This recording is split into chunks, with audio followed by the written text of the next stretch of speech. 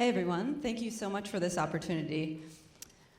I want to share with you a crazy idea that we have to simplify an industry that has been developed for centuries. Although this idea may seem crazy, the problems that we're solving are very real. If you've ever tried to purchase something, a clothing product, and haven't found your fit, this problem is your problem. And the industry knows that this is a huge issue. So to compensate, what they do is produce everything in excess. They create permutations of style, color, and fit to try to cover every possible thing that you could want to buy, to try to make you happy. And that in itself is a huge issue that creates a lot of waste. So we're trying to solve these two problems, this problem of fit and this problem of waste. And we ask ourselves, what if apparel were made on demand for you in a radically simplified, intentional, and sustainable process? So here's our idea. Let's get rid of fit and inventory completely. From a 3D model of you, we can additively make custom jeans specifically to your body dimensions, completely eliminating any need to maintain vast amounts of inventory or any problems surrounding finding products that don't fit. Here's how that process works. It starts with a quick 25-second body scan. You can get these done at gyms or athletic centers around the world, and soon through the next generation of smart devices like the Amazon Alexa Look or the iPhone 8. Once you get your body scan, you can then upload that to our website. Spend a few minutes selecting style and fit preferences, and then click purchase. On the Unspun side, our machine learning algorithms immediately generate the perfect fitting jeans panels for you, which are then laser cut, manufactured, assembled, and finished all right here in Hong Kong. As an international consumer, this means you can get custom-made jeans in as little as 3 days, rather than the standard 3+ weeks of the custom apparel industry. But what's better than 3 days? 3 hours. Because you see, we're not just an apparel company driven by machine learning, we're also a manufacturing and robotics company. And we've been developing a machine capable of additively producing custom-made apparel products on demand, completely autonomously. And we believe we're 18 months out from having this ready. We're achieving this by utilizing the best places in the world. We developed our software in San Francisco, and we're currently working in Shenzhen with our hardware, and most importantly, Hong Kong with our design. We've chosen Hong Kong to design our products because of its strong heritage in fashion design and vast network of seamstresses.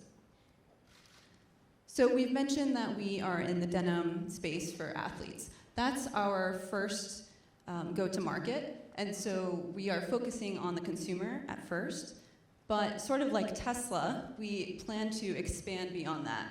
We believe that our technology can go far beyond denim for athletes, and we'd like to partner with companies in the industry in order to make this happen. And eventually, we want to mass customize the entire clothing industry. So our premium denim goes for $250 US, with 10% of that going directly back to its designer. We also are able to double our purchase frequency because we've seen this in the research that we've been doing. We know that fit is a key driver for getting people to return. Hi, I'm Walden.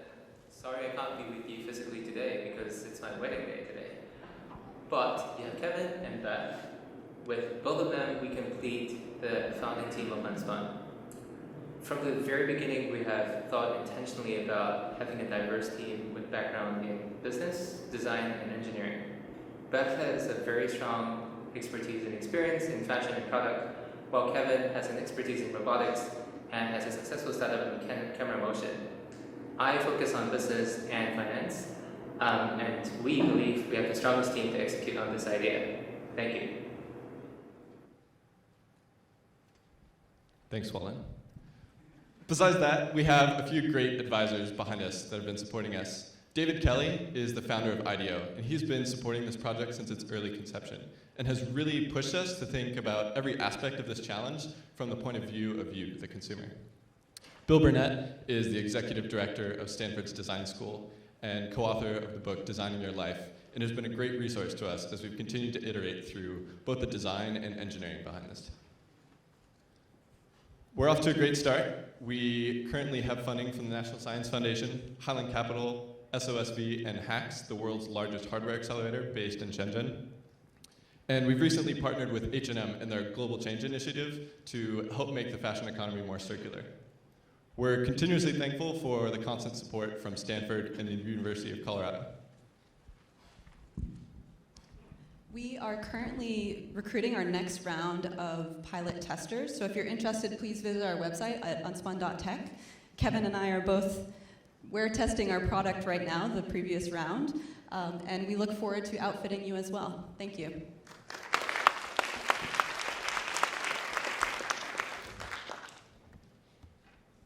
So Beth and Kevin, I come from the apparel industry, so I think it's great what you guys are doing. You're solving a consumer problem and also an industry problem and also an environmental problem by reducing waste. But I do have a question about how you presented your analysis, that the user will actually come back and buy 2 pairs of pants instead of 1.2.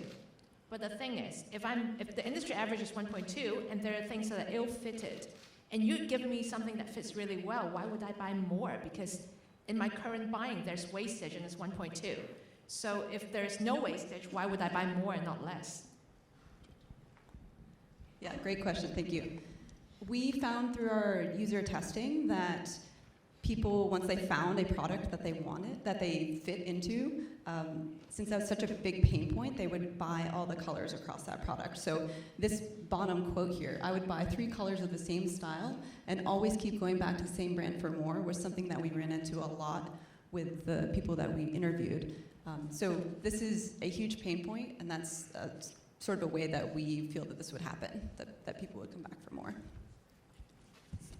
Hi guys, a great job. Can you tell me a little bit more about this 18 months away, you're going to do a automated manufacturing?